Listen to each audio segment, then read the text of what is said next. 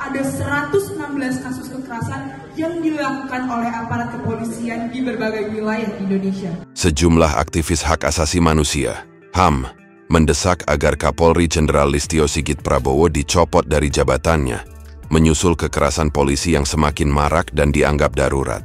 Beberapa aktivis HAM itu diantaranya adalah Usman Hamid, Amnesty International Indonesia, Daniel Siagian, LBH Pos Malang, Sukinah, tokoh Pegunungan Kendeng, serta beberapa aktivis yang tergabung dalam Social Movement Institute, SMI, Yogyakarta. Keberulangan kekerasan polisi telah menelan banyak korban fisik maupun jiwa, namun tidak ada investigasi yang memadai sebagai bentuk akuntabilitas terhadap pelanggaran-pelanggaran yang dilakukan oleh aparat, kata pendiri SMI, Eko Prasetyo, melalui pernyataan bersama pada Kamis, 12/12/2024.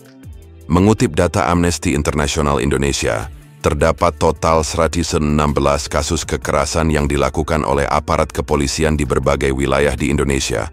Pada kurun Januari-November 2024, 29 diantaranya merupakan pembunuhan di luar hukum, dan 26 lainnya penyiksaan serta tindakan kejam. Dalam rangkaian unjuk rasa KAN peringatan darurat 22-29 Agustus lalu, menurut Amnesty, total ada 579 warga sipil menjadi korban kekerasan polisi selama rangkaian unjuk rasa. Amnesty menyatakan, kekerasan-kekerasan itu bukan ditimbulkan oleh oknum polisi yang melakukan tindakan menyimpang di lapangan, tetapi memang produk kebijakan represif Korps Bayangkara.